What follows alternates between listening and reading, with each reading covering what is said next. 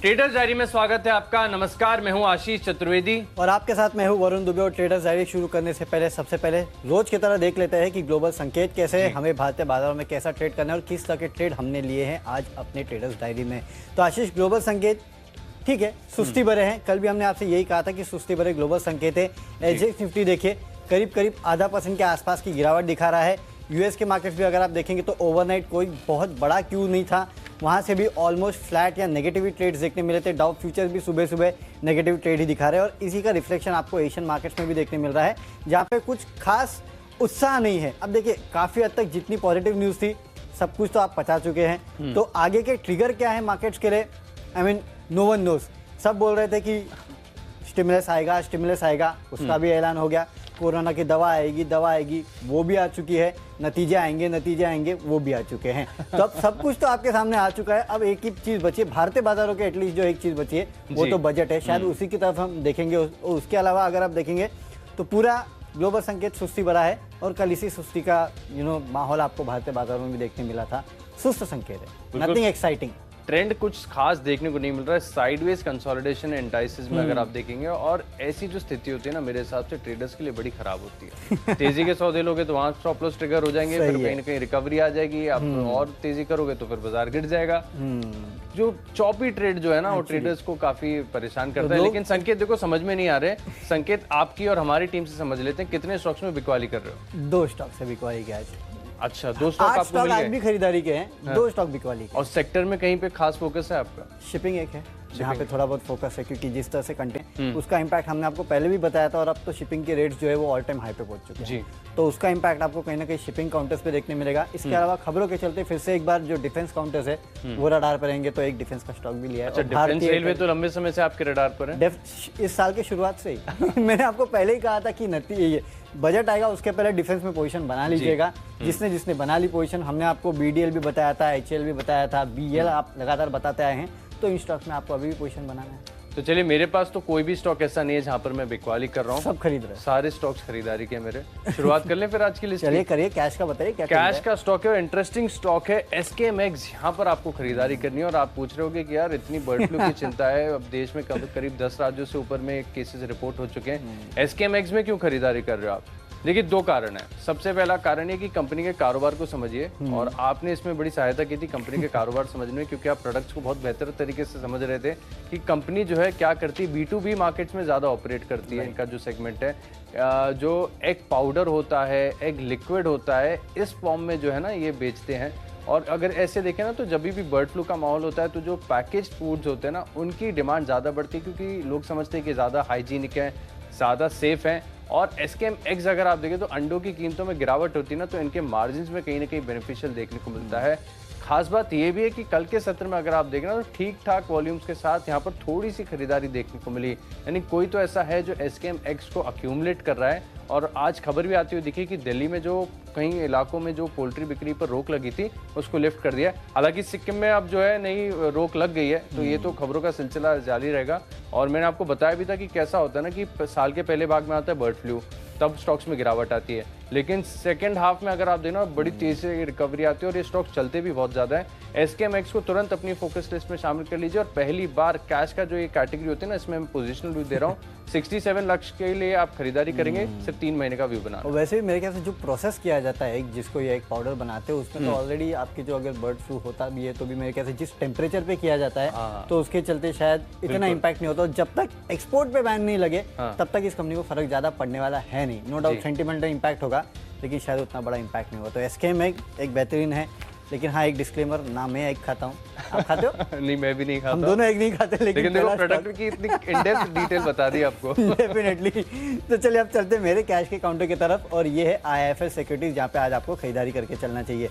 देखिए, कल bulk deal में अगर आप देखेंगे तो वहाँ डेटा में दिखाई दे रहा है कि IIFL सिक्योरिटीज़ के प्रमोटर्स ने करीब 56 लाख शेयर जो है उसको खरीदा है। हालांकि बिलेट कोलेमैन ने इसको बेचा है, और भी कोई है जिन्होंने इसको बेचा है, लेकिन प्रमोटर्स की तरफ से बाइंग होना ये अपने आप में बड़ी बात है।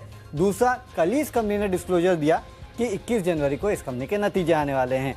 तो कहीं ना कहीं 2 पॉजिटिव चीज़ है, एक तो नतीजे आने वाले हैं उसके पहले, और दूसरा प्रमोटर्स की तरफ से बाइंग हो रही है। तो इन दोनों के चलते आपको इस काउंटर में अच्छी खासी खरीदारी देखने मिलेगी। इनफैक्ट पूरा IIFL ग्रुप जो है वहाँ पे आप नज़र रखिएगा। अगले कुछ दिनों में अच्छा खासा एक्शन आपको वहाँ देखने मिलेगा। आज खरीद के चलिए 54.5 के लक्ष्य के लिए 51.5 का आपको स्टॉप लॉस रखना है। अब चलते हैं फ्यूचर्स की तरफ, और फ्यूचर में आशीष यहाँ मैंने बिकवाली का एक कॉल लिया है, और बिकवाली का कॉल है पिरामल एंटरप्राइजेस में। देखिए ऐसा कोई रीज़न नहीं है इसको बेचने के लिए, सिर्फ रीज़न ये है कि अगर मार्केट में थोड़ा बहुत दबाव आया है ना, तो पिरामल एंटरप्राइजेस एक हाई बीटा काउंटर है जहाँ पे आपको प्रेशर देखने मिल सकता है, तो एक ट्रेडिंग बेट हो सकती है ये। वैसे भी जिन लेवल के आसपास ये ट्रेड कर रहा है, साइकोलॉजिकल लेवल है 1600 के आसपास का, इसके ऊपर गया तो शायद चल जाए, लेकिन आज इसके ऊपर जाएगा ऐसा लग नहीं रहा है। तो आज आप इंट्राडे के लिए यहाँ बिकवाली करके चल सकते हैं। 1550 के लक्ष्य देखने मिलेंगे, 1620 का आपको एक स्टॉप लॉस रखना है। चलिए फ्यूचर्स में मेरा जो फोकस है वो फार्मा कंपनी कैडिला पर बना हुआ है। कैडिला का अगर आप पैटर्न देखेंगे ना, तो बड़ी लंबी अवधि का राउंडिंग बॉटम बना था, और काफ़ी बार इसकी चर्चा भी हमने शो के दौरान की है, लेकिन यहाँ से ब्रेकआउट नहीं आ रहा था, तेज़ी नहीं आ रही थी, और अन्य फार्मा काउंटर्स के मुकाबले अगर आप देखेंगे ना, तो स्टॉक ने अंडर परफॉर्म किया है। लेकिन थैंकफुली कल के सत्र में अगर आप देखें तो बहुत बढ़िया वॉल्यूम्स के साथ यहाँ पर एक बड़ा ब्रेकआउट आया है। वीकली और मंथली चार्ट्स पर ये ब्रेकआउट विजिबल है, यानी यहाँ से अगर आप देखें तो एक सस्टेनेबल तेजी की उम्मीद लगाई जा रही है। हालांकि इंट्राडे बेसिस पर ज़्यादा तेजी की उम्मीद नहीं करो, क्योंकि बाजार देखिए एसजीएक्स निफ्टी फिलहाल अगर आप देखेंगे तो ऐसा इंडिकेशन है कि कहीं ना कहीं एक फ्लैटिश कारोबारी दिन के दौरान देखने को मिलेगा। 519 रुपये के लक्ष्य के लिए आप इसमें खरीदारी करेंगे, और 495 रुपये का आपको स्टॉप लॉस लगाना है। चलिए जो अगली कैटेगरी है वो भी एफएनओ स्पेस से है, आज का ऑप्शन, और यहाँ पर मैंने high beta banking stock IndusInd bank को चुना है। बैंक का स्ट्रक्चर अगर आप देखेंगे ना, चार्ट्स पर, डेली चार्ट पर, वीकली चार्ट पर खासतौर पर, तो कहीं ना कहीं एक बड़े ब्रेकआउट के संकेत यहाँ पर नजर आ रहे हैं। हालांकि पिछले 4 से 5 दिनों में अगर आप देखें तो स्टॉक ने बहुत ही एक नैरो रेंज में ट्रेड किया हुआ है, लेकिन आज इसको ट्रेड करना थोड़ा सा डिफिकल्ट हो जाएगा, क्योंकि बाजार चौपी, जैसे कि मैं आपको लगातार बता रहा हूँ। तो यहाँ पर देखिए बाजार खुलते ही जंप नहीं करना है इस ट्रेड में, वॉच कीजिए थोड़ी देर, आप देखिए कि बाजार कैसा है, और अगर आपको निचले स्तरों पर मिलता है तो ज़्यादा बेहतर होगा। हालांकि मैंने जो कल की क्लोजिंग है इसके हिसाब से मैं आपको जो है लक्ष्य बता रहा हूँ। 980 का जो कॉल ऑप्शन है ये आपको खरीदना है 56 रुपये के लक्ष्य के लिए, और करीब 41 रुपये का आपको स्टॉप लॉस लगाना है। तो बाय ऑन डिप्स की स्ट्रैटेजी, बिल्कुल, यानी कि डिप आएगा। हाँ, तो डिप आएगा तो मैंने एक और स्टॉक बेच दिया है, और वो है कैनरा बैंक। अच्छा। इसका जो पुट ऑप्शन है वहाँ पे खरीदारी करके चलिए। देखिए कल के ट्रेडिंग सेशन में अगर आप एफएनओ का डेटा देखेंगे तो आपको एक बात साफ समझ में आएगी कि लोग यहाँ पे पोजीशन कम कर रहे हैं, लॉन्ग अनवाइंडिंग कहीं ना कहीं देखने मिल रही है। तो ये एक साफ संकेत है कि पोजीशन शायद इसमें कम हो सकती है, और बाजार में अगर गिरावट आई तो ये वो स्टॉक है जिसमें प्रेशर और बन सकता है। और वैसे भी आशीष कह रहे हैं कि इंडसइंड बैंक में भी इनको प्रेशर दिखने मिल रहा है। बाय ऑन डिप्स की स्ट्रैटेजी दे रहे हैं ये, तो आप सेल ऑन रैलीज कर दीजिए कैनरा बैंक को। यहाँ थोड़ा भी ऊपर आता है तो मेरे ख्याल से बिकवाली का कॉल होगा। इन स्तरों पे भी आप बिकवाली कर सकते हैं। तो 142.5 का एक पुट ऑप्शन लीजिए, 143 के आसपास ट्रेड कर रहा है, ऑलमोस्ट एट द मनी है। 12 रुपये के लक्ष्य आपको यहाँ ट्रेडिंग करना चाहिए। 8.5 का आपको एक स्टॉप लॉस भी रखना है। तो 6 स्टॉक्स हम आपको बता चुके हैं, जिसमें से 4 खरीदारी है और 2 बिकवाली के कॉल से, और उसमें से 3 खरीदारी है बाय ऑन डिप से और 2 बिकवाली के कॉल से। ऑप्शन के कॉल्स तो हमने डिस्कस कर लिए, अब बारी है टेक्नोपिक की। वरुण बताइए। देखिए टेक्निकली एक काउंटर है, फिर से टेक्नो फंडा, सुमितोमो केमिकल्स, जहाँ पे आप खरीदारी करके चल सकते हैं। तो फंडामेंटल तो आपको भी पता है, इस स्टोरी में कोई प्रॉब्लम नहीं है, इस कंपनी में कोई दिक्कत नहीं है, केमिकल की कंपनी है। और इसके पहले हमने देखा था कि लगातार इस काउंटर में तेजी देखने मिली थी, उसके बाद एक ओएफएस आया था, उसके बाद ये स्टॉक थोड़ा अटका था। अब उन लेवल्स पे काफ़ी हद तक कंसोलिडेट कर रहा है, 300-325 के आसपास ये लगातार काफ़ी दिनों से ट्रेड कर रहा है। मेरे ख्याल से कल इसमें आखिरी घंटों में अगर आप देखेंगे ना, तो आपको अच्छी खासी खरीदारी देखने मिली थी। कहीं ना कहीं लोग इसमें खरीदारी कर रहे हैं, इंटरेस्ट बन रहा है। तो कल जो एक छोटा मोटा ब्रेकआउट देखने मिला था, मेरे ख्याल से वो छोटा नहीं, काफ़ी बड़ा ब्रेकआउट है, क्योंकि कंसोलिडेशन का जो रेंज है उसको ये काउंटर ने कल सेकंड हाफ में, इनफैक्ट आखिरी आधे 1 घंटे में ब्रेक किया है। अगर ये चलता रहा तो यहाँ से नेक्स्ट लेग ऑफ रैली जो है आपको इस काउंटर में देखने मिलेगी। इसके लिए टेक्निकली अच्छा लगता है, फंडामेंटल स्टोरी तो वैसे भी है। खरीदारी करके चलिएगा, 332 के आपको इंट्राडे में लक्ष्य देखने मिलेंगे, 316 का आपको एक स्टॉप लॉस रखना है। बेहतरीन मोमेंटम है, इस मोमेंटम को राइड कीजिएगा। चलिए बेहतरीन स्टॉक है, और इनफैक्ट सारी स्टॉक आपके फंडामेंटल चेक से गुजरती हैं। मैंने आपको कहा है ना कि टेक्नो फंडा यही होता है, क्योंकि जैसे कि हमने कल भी बात की थी कि फॉल्स ब्रेकआउट, इससे बचना रहता है। तो फंडामेंटल स्टोरी देती है तो आपको पता है कि हाँ भाई फंडामेंटल तो काउंटर काफ़ी अच्छा है, टेक्निकल ब्रेकआउट देखने मिल रहा है तो आप खरीद सकते हैं। चलिए टेक्निकली मुझे पसंद आ रहा है, शायद हो सकता है कि आगे आके आपको भी पसंद आ जाए। वोडाफोन आइडिया यहाँ पर देखिए। चलो ठीक है, आगे जाके देखते कब पसंद आता है ये। वरुण देखो कैसा है ना, हाँ। इसके चार्ट पैटर्न्स को देखो एक बार जरूर देखना मेरे कहने से, है ना। और डेली चार्ट को मत देखना, आप देखना वीकली और मंथली चार्ट। आपको इतना क्लियर, नीट, क्लीन जो ब्रेकआउट है, खासतौर पर अगर आप देखें ना, जो स्ट्रक्चर है, इतना बड़ा रिवर्सल इंडिकेट कर रहा है ना, मतलब ऐसा लग रहा है कि यहाँ से बहुत बढ़िया तेजी देखने को मिल सकती है। लेकिन डिस्क्लेमर, ब्रेकआउट्स फेल होते हैं और किसी भी स्टॉक में हो सकता है। लेकिन अब जो कहानी बिल्डअप हो रही है ना इस कंपनी के लिए, अब कहीं ना कहीं सिचुएशन फेवर में आ रही है। अब आप है ना, जब ये 3-4 रुपए पे था ना, तब सोचो कि क्या हालत थी। तब रिवाइवल नहीं, तब सर्वाइवल की बात हो रही थी।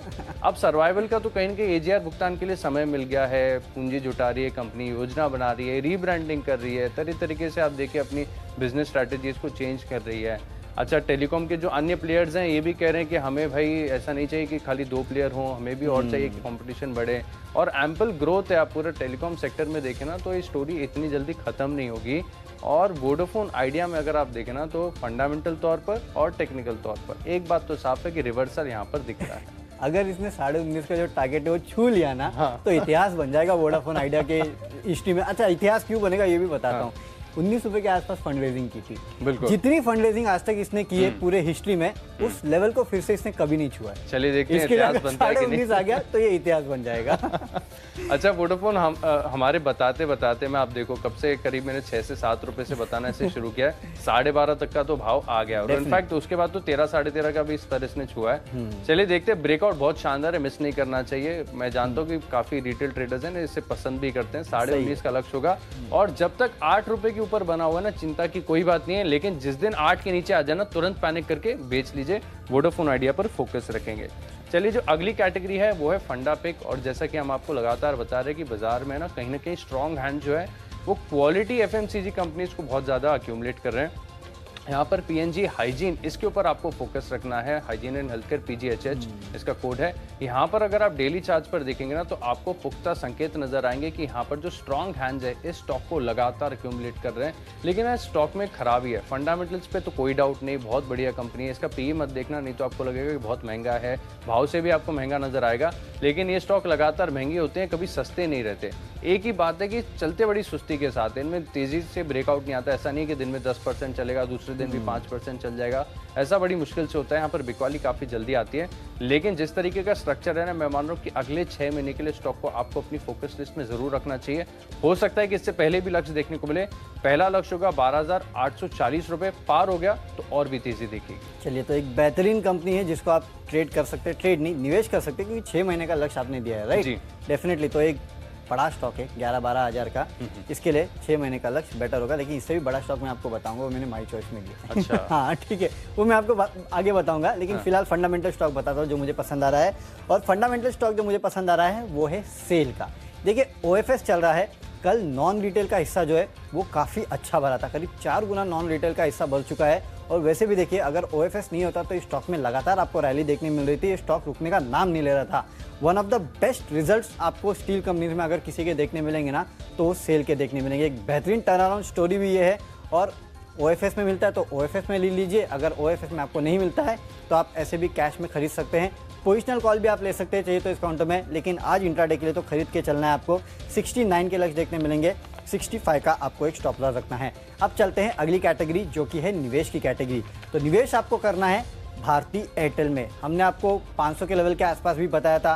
कुशल लगातार बताते जाते थे कि आपको इस काउंटर में खरीदारी करके चलना चाहिए, और अभी भी इन लेवल पे भी आपको इस काउंटर में खरीदारी करके ही चलना चाहिए। आप देखिए, इस काउंटर में इतनी गिरावट हुई लेकिन एक भी ब्रोकरेज हाउस ने इस पर अपना टारगेट नहीं काटा कभी। तो ये कहीं ना कहीं आपको बताता है कि सबको पता था कि टर्न अराउंड होगा, और टर्न अराउंड हुआ है, और ये टर्न अराउंड आगे भी जारी रहेगा।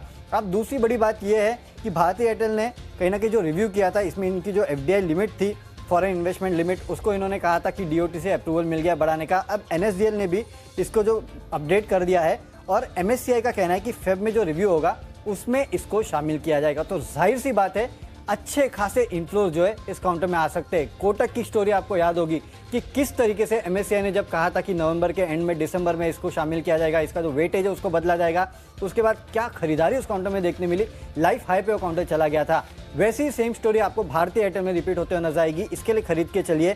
650 के इनिशियल लक्ष्य आपको देखने मिलेंगे अगले 2 महीने में, और जो भी होगा ना इस काउंटर में अगले 2 महीने में होगा, ये याद रखिए। इसके अलावा खबर ये भी है कि कुछ ग्रुप्स है जो कि पेटीएम में शायद कुछ हिस्सा खरीदने इच्छुक है, वहाँ वैल्यूएशन जो है वो काफ़ी अच्छे दिए जा रहे हो। इसका भी एयरटेल मनी तो है ही, तो मेरे ख्याल से उसका इम्पैक्ट भी आपको देखने मिलेगा। खरीद के चलिए, अभी भी मौका है एयरटेल में 650 के लक्ष्य ले खरीदने के लिए। 650 आ जाएगा, फिर सोचते रह जाएंगे कि क्यों नहीं खरीदा, जैसे कि 500 पे लोग सोच रहे थे कि क्यों नहीं खरीदा। बिल्कुल। निवेश करके चलिए अगले 2 महीने के लिए। बढ़िया, टेलीकॉम सेक्टर में देखें ना सबसे बेस्ट कंपनी है, नो ब्रेनर है, बहुत बढ़िया तेजी यहाँ पर देखने को मिल सकती है। चलिए, निवेश के लिहाज से मुझे पसंद आ रही है फार्मा कंपनी लुपिन, यहाँ पर आपको खरीदारी करनी है। और लुपिन के बारे में जब भी मैं देखता हूँ ना स्टॉक, मुझे एक चीज़ याद आती है कि बिग बुल राकेश झुंझुनवाला ने गेस करना चाहोगे किस भाव पे खरीदा है? याद नहीं है, आपने रिसर्च किया, बताइए। 8 रुपए पे। ये 8 रुपए पे खरीदा? 8 रुपए पे खरीदा था उन्होंने, और 8 रुपए पे खरीद कर 2000 तक के भाव देखे। हालांकि वहां से अगर आप देखें तो पीक से थोड़ा नीचे भी आ गया। कंपनी में देखिए फंडामेंटल्स तो नो डाउट बहुत बढ़िया है। फार्मा कंपनीज पूरे भारत स्पेस में अगर आप देखें ना, कंपनी ज़्यादातर कंपनीज अच्छा ही कर रहे हैं। यहाँ पर स्ट्रक्चर अगर आप देखें ना तो इंडिकेट कर रहा है कि एक बढ़िया तेज़ी देखने को मिल सकती है, क्योंकि स्टॉक देखिए इससे पहले काफ़ी साइडवेज मूवमेंट में था। हालांकि पिछले हफ्ते से अगर आप देखें तो स्टॉक ने मोमेंटम अब पकड़ा है। मैंने जो लक्ष्य दिया है वो करीब 1350 रुपये का दिया है, 1350 रुपये का लक्ष्य है। और मैं मान रहा हूँ कि यहाँ पर आप 1050 रुपये का जो स्टॉप लॉस है वो लगाकर खरीदारी कर सकते हैं, और दिन के दौरान भी हो सकता है कि यहाँ पर तेज़ी देखने को मिले। चलिए, जो अगली कैटेगरी है वो है खबरों के दम पर, जहाँ पर आपको एक्शन देखने को मिलेगा। और यहाँ पर मैंने चुना है AB कैपिटल को। AB कैपिटल में दरअसल अगर आप देखें ना तो चार्ट पैटर्न तो शानदार है ही, लेकिन खबर भी ये है कि यहाँ पर जो इंडसइंड बैंक के पूर्व वो हैं रमेश सोपती जी, उन्होंने बोर्ड में एंट्री कर दी। हालांकि खबर जो है काफी समय से बाजार में थी ऑलरेडी, लेकिन अब जो है पुष्टि हो चुकी है, तो इसका एक इम्पैक्ट इंट्राडे बेसिस पर जरूर देखने को मिलेगा। 91 के आसपास की क्लोजिंग है, 95 के लक्ष्य के लिए आप खरीदारी करेंगे, और करीब आप 1 रुपये 1.5 रुपये नीचे एक स्टॉप लॉस लगाएंगे। चलिए, तो आदित्य बिरला कैपिटल, इसमें आपको खरीदारी करके चलनी चाहिए। आप आदित्य बिरला ग्रुप पे काफी बुलिश है। हाँ, रिवर्सल दिख रहा है यार वरुण। चलिए, तो आदित्य बिरला ग्रुप पे आशीष बड़े बुलिश है। खबरों के चलते जो स्टॉक मुझे पसंद आ रहा है वो डिफेंस काउंटर है, भारत डायनामिक्स। मैं आपसे लगातार कह रहा हूं कि डिफेंस काउंटर जो है उनको अपने रडार पर रखिए। बजट आ रहा है, उसके पहले आपको मोमेंटम देखने मिलेगा। और देखिए, यहाँ खबर आ गई है इस कंपनी के लिए कि थेल्स के साथ इसने एयर डिफेंस सिस्टम के लिए एक साझेदारी जो है वो की है। अब खबर आपको पता ही चल गई है, तो उसके चलते आज इस काउंटर में अच्छी खासी तेज़ी बन सकती है। उसके लिए आपको यहाँ खरीदारी करके चलना चाहिए। 357 का लक्ष्य आपको इंट्राडे में देखने मिलेगा। स्टॉप लॉस आपको 340 का रखना चाहिए। लगातार HCL हो, BEL हो या BDL हो, उसमें एक्शन बना हुआ है, ये एक्शन आगे भी जारी रह सकता है। आखिरी कैटेगरी की ओर रुक करते हैं, वो है माई चॉइस। और यहाँ पर पहला स्टॉक है खरीदारी करने का, सीमेंस। मुझे याद आता है कि आखिरी पिछली तिमाही में अगर आप देखें तो इसके नतीजे आए थे, उसके बाद अनएक्सपेक्टेड शानदार कंटिन्यूस रैली स्टॉक में देखने को मिली थी, और उस तरह से अगर आप देखें तो स्टॉक ने बढ़िया प्रदर्शन भी किया। कंपनी के नतीजे फिर आने वाले हैं, और जिस तरीके से मोमेंटम बन रहा है, लग रहा है कहीं ना कहीं जो नतीजे बढ़िया देखने को मिलेंगे। इसके लिए मैं मान रहा हूँ कि क्योंकि ब्रेकआउट के स्तर के आसपास है, आज इंट्राडे में भी आप खरीदारी करके चल सकते हैं। 1690 रुपये का लक्ष्य हुआ, 1638 रुपये का आप स्टॉप लॉस लगाइए। अगला स्टॉक है गुजरात गैस। गैस स्टॉक्स पर फोकस लगातार बना हुआ है, जैसे कि वरुण आपको बता रहे कि थीम जो है ना 2021 में प्ले करने के लिए काफ़ी बढ़िया है। अब CLA से भी इनसे सहमत होते हुए नजर आ रहे हैं, वो भी कह रहे हैं कि 2021 में अगर आप देखें तो गैस स्टॉक्स बाजार को आउट परफॉर्म कर सकते हैं। थीम रहेगी जहां पर आपको फोकस करना चाहिए। 390 रुपये का इंट्राडे लक्ष्य होगा, करीब 365 रुपये के आसपास का आप स्टॉप लॉस लगा लीजिए। आखिरी स्टॉक है मेरी लिस्ट में कॉन्कोर, और यहाँ पर देखिए 2 तर्क सामने आ रहे हैं। सबसे पहली बात कि चार्ट्स पर एक बड़े ब्रेकआउट के संकेत नजर आ रहे हैं, और स्टॉक की खासियत है कि जिस दिन ब्रेकआउट होता है बढ़िया तेजी यहाँ पर देखने को मिलती है। इसके अलावा तो ये साइडवेज ही ट्रेड करता रहता है, लेकिन अब खबर आ रही है कि जो शिपिंग इंडस्ट्री है यहाँ पर भी आपको बड़े रिवाइवल के संकेत है। खबर आपको विस्तार से वरुण बताएंगे। 460 रुपये का लक्ष्य होगा, 442 का आप स्टॉप लॉस लगाइएगा। चलिए आशीष, आपने मुझ पर टॉस कर ही दिया है कि मुझे खबर बताना है, तो मैं आपको पहले खबर ही बता देता हूँ कि शिपिंग के जो रेट्स है फिर से काफ़ी हाई हो चुके हैं और हाईएस्ट लेवल पे पहुंचते हुए नजर आ रहे हैं। देखिए, कहीं ना कहीं कंटेनर की शॉर्टेज है, इसके अलावा नंबर ऑफ गुड्स जो शिप हो रहे हैं ना वो काफ़ी ज़्यादा हो रहा है, क्योंकि डिमांड काफ़ी ज़्यादा आ रही है काफ़ी सारे देशों से। उसके चलते शिपिंग के रेट्स जो है उसमें फिर से बढ़ोतरी देखने मिली है। उसका इम्पैक्ट जो है आपको कॉनकॉर में तो देखने मिलेगा, इसके अलावा नवकार कॉप पे भी देखने मिलेगा और शिपिंग कॉर्पोरेशन पे भी देखने मिलेगा। इसके लिए नवकार कॉप और शिपिंग कॉर्पोरेशन, ये 2 स्टॉक्स है जिसको मैंने माई चॉइस में रखा है। नवकार कॉप को खरीद के चलिए 45.5 के लक्ष्य के लिए, 43 का आपको एक स्टॉप लॉस रखना है। अगला काउंटर है शिपिंग कॉर्पोरेशन ऑफ इंडिया, यहाँ पे आपको खरीदारी करके चलना है। 89 के लक्ष्य देखने मिलेंगे, 85 का आपको एक स्टॉप लॉस भी रखना है। याद रखिए, वैसे भी शिपिंग कॉर्पोरेशन काफ़ी चल चुका है, काफ़ी सारी डिसइन्वेस्टमेंट स्टोरी हो या उसके चलते हो, और अब बजट कहीं ना कहीं पास आ रहा है, तो भरपूर एक्शन भी आपको यहाँ देखने मिल सकता है। इसके लिए भी आपको यहाँ खरीदारी करके चलना चाहिए। और जो शिपिंग की मैंने आपको स्टोरी बताई कि किस तरह से रेट्स जो है वो लगातार बढ़ रहे हैं, उसका इम्पैक्ट भी आपको यहाँ देखने मिलेगा। आखिरी स्टॉक जो है जहाँ पे आपको खरीदारी करके चलना है वो है हनीवेल ऑटोमेशन। यहाँ पे फंडामेंटली तो स्टॉक काफ़ी अच्छा लगता है, लेकिन कहीं ना कहीं हनीवेल के जो ग्लोबल सीईओ है उनके तरफ से कुछ बयान निकल के आए हैं कि कहीं ना कहीं वो वैक्सीन जो है कोविड की उसमें थोड़ा बहुत रोल प्ले करते हुए नजर आएंगे। उसके चलते ग्लोबली अगर आप देखें तो हनीवेल का स्टॉक थोड़ा बहुत ऊपर था। इंडिया में कितना इंपैक्ट होगा ये कहना मुश्किल है, लेकिन हाँ फंडामेंटली ये स्टॉक काफ़ी पसंद आता है, इसके लिए आप खरीद के चल सकते हैं। साइज़ थोड़ा बड़ा है, 40,000 का स्टॉक है, लेकिन मुझे लगता है इंट्राडे में थोड़ा बहुत एक्शन देखने मिलेगा। पोर्टफोलियो में भी रख सकते हैं। फंडामेंटली काउंटर काफ़ी अच्छा है इसके लिए। 41,200 के लेवल के लिए आज इंट्राडे में यहाँ प्ले कीजिएगा। चलिए तो हमारे स्टॉक्स की सूची पूरी हो चुकी है, एक बार फटाफट नजर डाल लेते हैं और देखते हैं कि कौन से स्टॉक्स को हमने अपनी टीम में चुना है। कैश का काउंटर है IIFL सिक्योरिटीज, जहां पे आपको खरीदारी करके चलना है। फ्यूचर्स में पिरामल एंटरप्राइजेस में बिकवाली कीजिएगा। कैनरा बैंक का 142.5 का पुट ऑप्शन जो है वहां पे आपको खरीदारी करके चलना है। टेक्निकली सुमितोमो केमिकल्स अच्छा लगता है, 332 के लक्ष्य के लिए खरीदारी करना है। फंडामेंटली सेल अच्छा लगता है। OFS के चलते यहाँ पे भरपूर एक्शन आज भी आपको देखने मिलेगा। इन्वेस्टमेंट करना है भारती एयरटेल में, यहाँ पे आपको अगले 2 महीनों में बेहतरीन तेजी देखने मिलेगी। 650 के लक्ष्य के लिए खरीदारी कीजिएगा। खबरें भारत डायनामिक्स में है। माई चॉइस में नवकार कॉप और शिपिंग कॉर्पोरेशन खरीदना है और हनीवेल ऑटोमेशन यहाँ भी खरीदारी करके आपको चलना है। एक बेहतरीन फंडामेंटल स्टॉक है ये। और इन सब स्टॉक्स में से जो मेरा बेस्ट पिक है वो आज का स्टार परफॉर्मर हो सकता है और वो है भारती एयरटेल, क्योंकि MSCI के रिव्यू में इस कंपनी में काफ़ी कुछ बदल सकता है, तो उसमें ये शामिल हो सकता है। इसके लिए इंट्राडे में आज खरीदारी करके चलेगा। इंट्राडे में तो आपको अच्छे लक्ष्य देखने मिलेंगे, लेकिन इन्वेस्टमेंट के तौर पे 650 के लक्ष्य देखने मिल सकते हैं। तो चलिए कैश का स्टॉक है SKMX, कैडिला में एक बढ़िया ब्रेकआउट है। इंडसइंड बैंक में आप बाय ऑन डिप्स करके चल सकते हैं। टेक्निकली वोडाफोन आइडिया काफी ज्यादा पसंद आ रहा है। PNGHH यहां पर आप 6 महीने का व्यू बनाकर पोजिशनल ट्रेड ले सकते हैं। लुपिन में भी तेजी देखने को मिलेगी। AB कैपिटल है, खबरों में इसका एक असर देखने को मिलेगा। नतीजों से पहले सीमेंस में तेजी देखने को मिल सकती है। CLSA की रिपोर्ट है गैस स्टॉक्स पर, गुजरात गैस में खरीदारी करेंगे। और कॉन्कोर में भी अगर आप देखें तो ब्रेकआउट के साफ संकेत है। 460 रुपए का इंट्राडे लक्ष्य होगा। इन 10 स्टॉक्स में मेरा कन्विक्शन सबसे ज्यादा है वोडाफोन आइडिया में, क्योंकि वीकली और मंथली चार्ट पर अगर आप देखेंगे तो स्ट्रॉन्ग रिवर्सल के संकेत सामने आ रहे हैं। 19.5 रुपए के लक्ष्य के लिए आप खरीदारी करेंगे और 8 रुपए का स्टॉप लॉस लगाना है। चलिए तो हमारी स्टॉक्स की सूची पूरी हो चुकी है और आज 20 में से 2 स्टॉक्स है केवल जहां बिकवाली की सलाह हमने दी है, बाकी 18 स्टॉक्स में खरीदारी की सलाह दी।